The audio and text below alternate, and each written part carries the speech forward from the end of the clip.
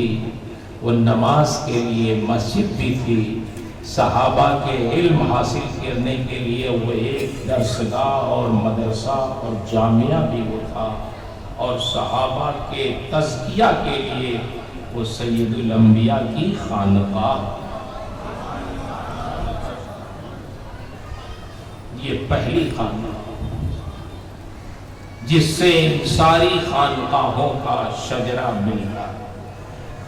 اس سے اندازہ لگا یہ ہماری خانقاہ بے اصل نہیں ہے، بلکہ اس کا شجرہ سید الانبیاء کی خانقاہ سے ملتا ہے۔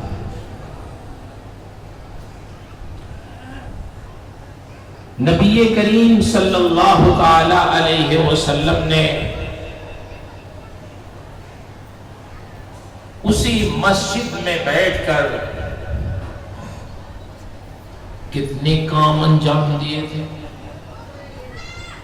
جو میں نے آیت پڑھی ہے اس کی روشنی میں آپ جب سمجھیں گے تو بات سمجھ میں آئے گی۔ اس مضمون کی کئی آیتیں قرآن مقدس میں ہیں جن کا ماحصل قریب ایک ہے کہ نبی کریم صلی اللہ علیہ وسلم کی بعثت کا مقصد جو بتایا گیا، آپ کی تشریف آوری کا مقصد یتلو علیہم آیاتی، پہلا کہ آپ تشریف لائیں گے تو لوگوں کو قرآن کی آیتیں پڑھ کر سنائیں گے۔ عرب کے لوگوں کو اس کی بڑی سخت ضرورت ہے۔ وَيُعَلِّمُهُمُ الْكِتَابَ وَالْحِكْمَةَ، نبی اس زمانے کے لوگوں کو جو دور جاہلیت کے کہلاتے تھے، جو پڑھے لکھے نہیں تھے، علم سے کوسوں دور تھے، پڑھے لکھے لوگ اس زمانے میں انگلیوں پہ گنے جاتے تھے، نبی ان کو کتاب الہی سکھائیں گے اور حکمت اور دانائی اور فقہ اور شریعت سکھائیں گے۔ قرآن کی آیتیں سنائیں گے، کتاب الہی سکھائیں گے، اپنی حدیثیں سنائیں گے، شریعت سکھائیں گے، حکمت و دانائی سکھائیں گے۔ یہ تو تعلق ہوا سکھانے کا۔ اس کی روشنی میں یتلو علیہم آیاتی کی روشنی میں ہمارے کو مدرسے کھلے جس میں ناظرہ اور قرآن اور حفظ پڑھایا جاتا ہے اور آیتوں کی تلاوت ہے۔ وَيُعَلِّمُهُمُ الْكِتَابَ وَالْحِكْمَةَ کہ مصداق وہ مدرسے ہیں، وہ دارالعلوم ہیں، وہ جامعہ ہیں، وہ یونیورسٹیاں ہیں جس میں کتاب الہی کا مفہوم تفسیر کی روشنی میں اس کی تشریح طالب علموں کو سکھائی۔ حکمت سے مراد جو بھی لے لیں کہ ان مدرسوں میں قرآن پڑھایا جاتا ہے، اس کا مفہوم بتایا جاتا ہے، اس کی تفسیر پڑھائی جاتی ہے اور حدیث پڑھائی جاتی ہے جس کو حکمت سے تعبیر کر لیں۔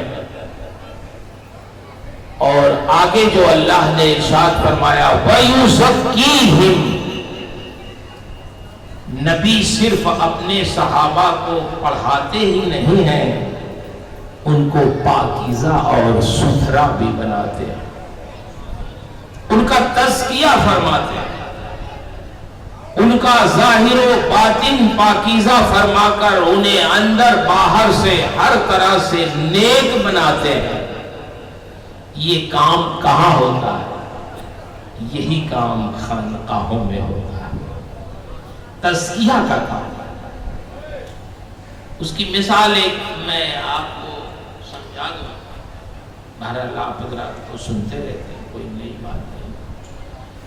ہم لوگ مدرسے میں پڑھاتے ہیں بچوں کو، 9 سال 5 سال کا کورس ہے عالم بنانے کا، تو اس میں کتابیں ان کو پڑھا کے ان کو یہ کیسے کہہ دیں کہ ہم عالم بناتے ہیں، کوشش کرتے ہیں وہ نصاب پورا کر دیں، اور ان کو سند اور دستار دے دیتے ہیں۔ اب یہ مانے جاتے ہیں کہ یہ عالم ہے، لیکن پھر خانقاہوں میں کیا کام ہوتا؟ آپ برتن بنانے والوں کو دیکھتے ہیں نا، برتن بنائے جاتے ہیں، ایک جگہ برتن بنتا ہے اور دوسری جگہ اس برتن پہ قلعی چڑھائی جاتی ہے تو وہ چمکنے لگتا ہے، پھر اس میں حسن آتا ہے، اس میں خوبصورتی آتی ہے، برتن بن جاتا ہے لیکن بظاہر آپ دیکھیں گے تو بہت زیادہ اس میں چمک دمک نہیں پیدا ہو پاتی۔ تو ایسے ہی مدرسوں میں عالم بنتے ہیں اور قلعی ان پہ خانقاہوں میں چڑھائی، پھر وہ عالم ربانی بن جاتے ہیں، عالم بعمل، عالم بافیض بن جاتے ہیں۔ جو کام آج مختلف شکل و صورت میں مکاتب میں ناظرہ کا کام یا حفظ کی درسگاہوں میں حفظ کا کام، جامعات اور دارالعلوم میں قرآن اور سنت کی تعلیم اور خانقاہوں میں تزکیے کا کام ہوتا ہے، وہ سارا کام سید الانبیاء کی اس مسجد میں اکیلے ہوتا ہے۔ اللہ کے نبی صلی اللہ تعالی علیہ وسلم صحابہ کو پڑھاتے بھی تھے اسی مسجد میں اکیلے۔ حضرت ابو بکر ہیں، حضرت عمر ہیں، حضرت عثمان ہیں، حضرت علی ہیں، رضوان اللہ تعالی علیہ مجمعین۔